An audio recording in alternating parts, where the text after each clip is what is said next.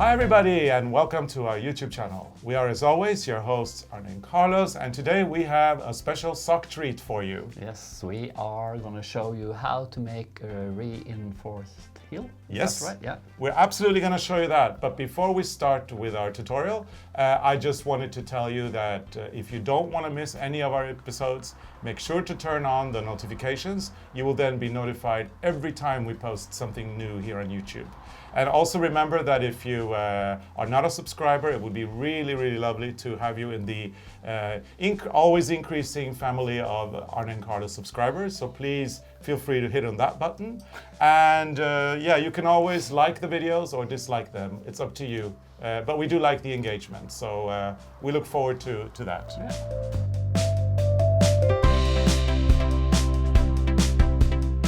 So what we're going to do today is these things. Like there's like two different ways we do reinforced heels. Is this one I think it's called Eye of Partridge? It's called the Eye of Partridge heel in English. Yeah, and so that's this one, and then there's another one which is just stripes, kind of. We show you. Cool. I don't think there's a name for the other one. Oh, okay. Well, we can invent a name. But this is the old one that we know. So we're going to cast on some stitches and knit through a little piece. Yes. So you can see how we do it. And Arne loves doing it on larger needles, so it's easier for you to see. My pedagogic needle. Yeah, or educational needles. Educational needle. And today we're going to unbox something really cool. It's from Prim. It's the ergonomics that we have been talking about previously. And this is a really cool set. We're going to show you why. But let's unbox it. They're long. So our favorite thing about the needles is that they're white, and it's perfect for tutorials, so that we have a white needle and then you have a contrasting color yarn. It makes it super easy for you to see what we're doing. So that is really the thing that we like the most about these. These are super cool because they snap together like this. So you've got them, you've got your pair that you never lose. And then when you need them, you just open them up like this and you're ready to knit. They're ergonomic, so they're triangular, and then they go to this little tip here that is round that we think is really cool. And it's also cool because when you want to put down your knitting, you just snap these and you keep the stitches on the needle. It's a stitch holder as well as needles. as well. Okay, I'll do it later. Yes. No, I'm going to cast on some stitches. So, and I'll show you how we do it. So, just do like, for us we do 32 stitches on the heel for our size, but I just do half the number. Yeah, so we cast on 64 stitches total for our size. Yeah. And then when we work on the heel, we work on half the number of stitches. But then I do the half of that again. Yeah. Because it takes so much time to knit. Yeah, so you're just doing a little sample here. So 16.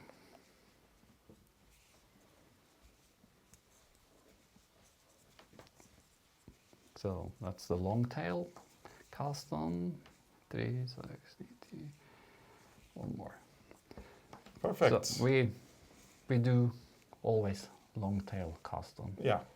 And if you want to see how we do our long tail cast on for socks, there's many different ways of doing it. We've also done a closed toe cast on that you can see on a video that probably is appearing somewhere above my head or Arne's head. You can click on that link for the closed toe cast on if you like. Yeah. So now when you start, imagine this is the heel.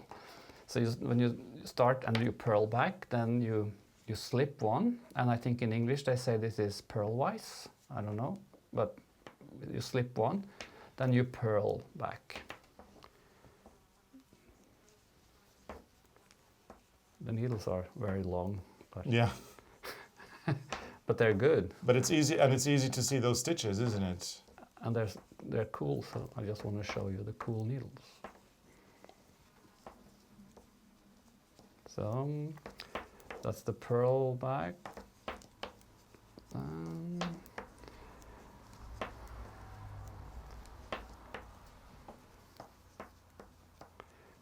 Like that. And then when you're on the right side,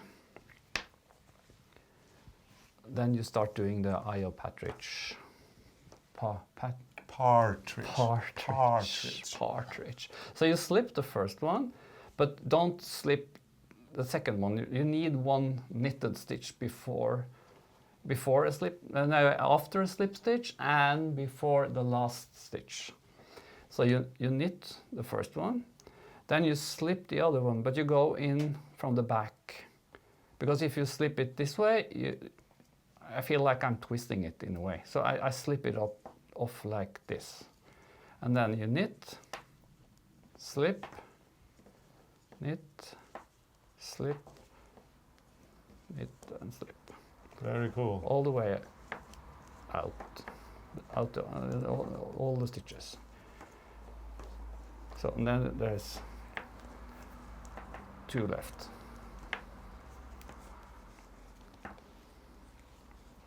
Then you purl back, slip the first one. So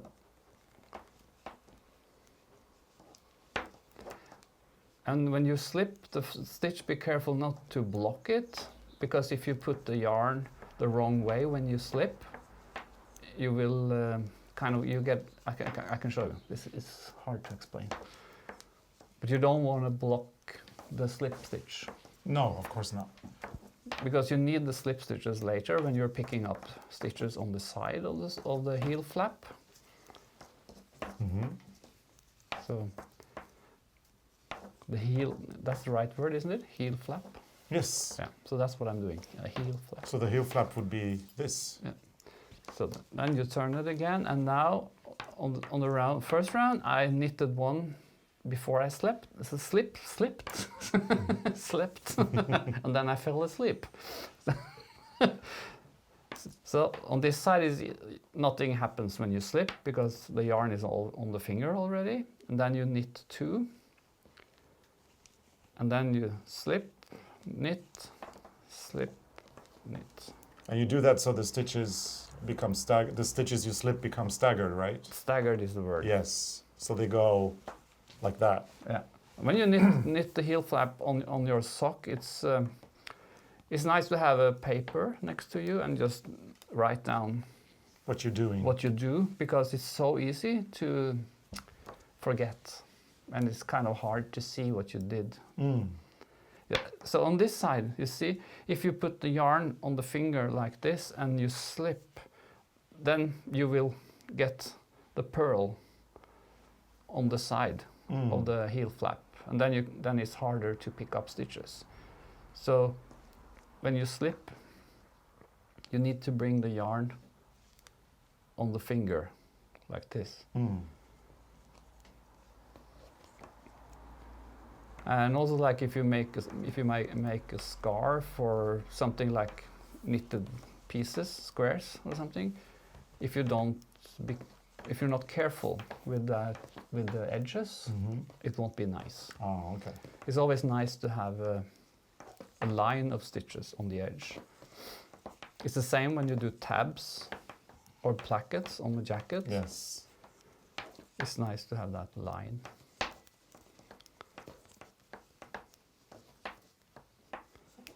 So I think you can start now to see what is happening. Let's see. They're like bigger stitches. Oh. So now you slip, knit 1, and then you start slipping again.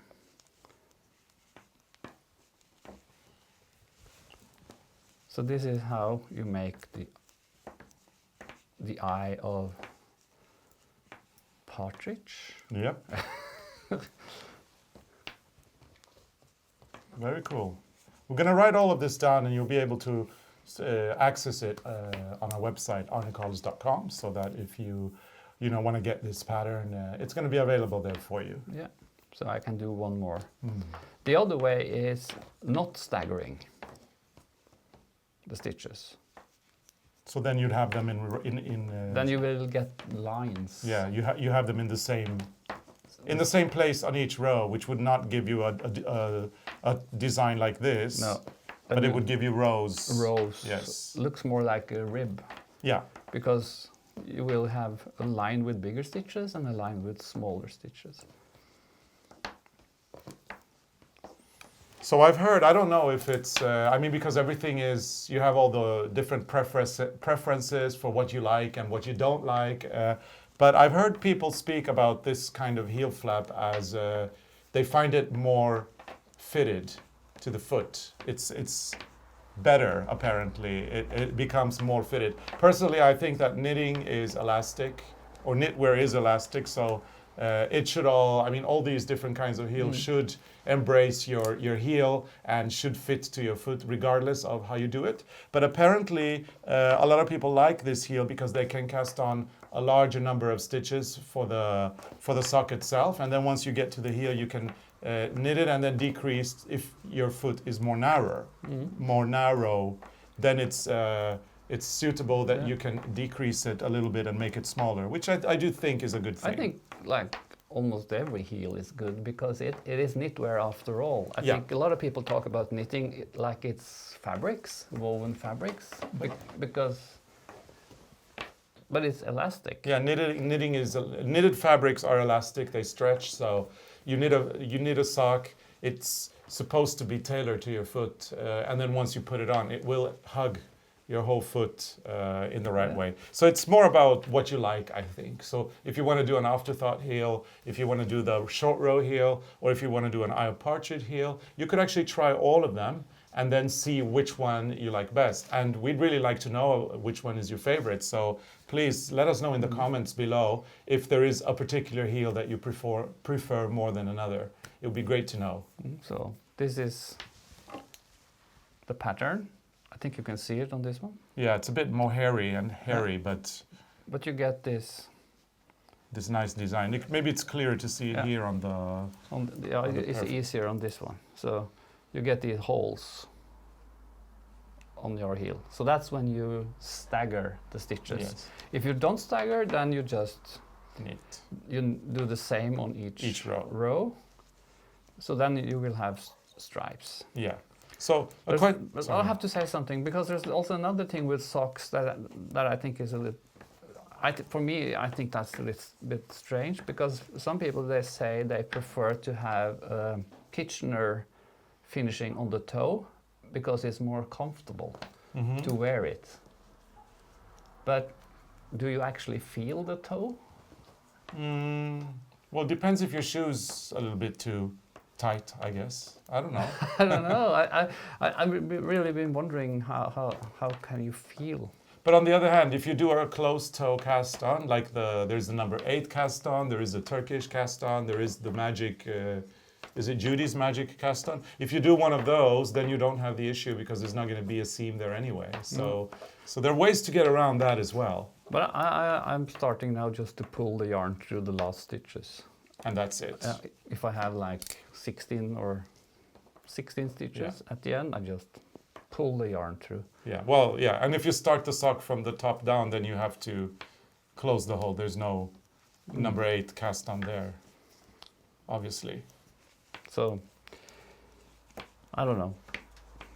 I'm probably not so sensitive. So Arne, I do have a question for you, and it's probably something that many of our new beginners or new beginners in sock knitting might wonder. So a heel like this, if you're doing this kind of Eye of Partridge heel, you would obviously always do it from the top down, right? The sock. You wouldn't go toe up on this particular heel. No, I've never tried toe up. And not with that heel, because when you do the flap, you also do some knitting back and forth, like to make that turning of the heel. Exactly, yeah. And I don't know how you do that the other way. Yeah. But when we did the book with the knitted dolls, we knitted from the toe up, and we had the heel flap on the knitted dolls as well. Did, yes. But that was so few stitches, so we didn't do that decreasing on the top. So then it worked. Yes. On the knitted doll. But I've never tried it on. But for this sock, it makes sense. You go from the top down, you do your heel flap, and then you connect it to the foot, and then you can decrease if you want a more narrow foot. So it has to go from the top down. And especially when you use that yarn, you have to go top down anyway. And now if you're wondering about the heel flap, we have a video already. that we have published very recently.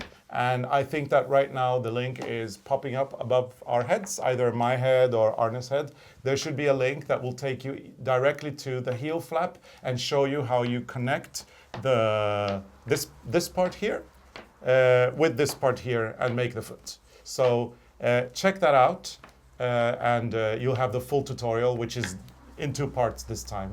It's easier for us to do 2 separate tutorials about this particular topic. Now I'm finished, so now you can see the 2 different patterns. Ah, look at it. Oh, nice, yeah. It's a bit hairy, this yarn, but I can see the lines. You see the lines? Yes. The bigger stitches. So this is the eye of partridge, and this is the other one. Just the regular... The other one. The non-staggered, the non-staggered heel. There's probably a name for it. If there is a name for that one, do let us know in the comments. The eye of... No, it's not the eye. It's the track of the skis. Yeah, or something. Pattern. Yeah. Something. Yeah. Maybe there is a name in English. English is not our native language, so sometimes we are a little bit lost. And when if it you comes to wonder that. why my hands are so dirty, it's because I'm doing gardening in between knitting. And So I am I. still have my cow cream, so don't worry. Yeah. Don't have to send me any cream or something. I know I have my cow cream. And we also know what it is in English. What is it in English? Cow cream.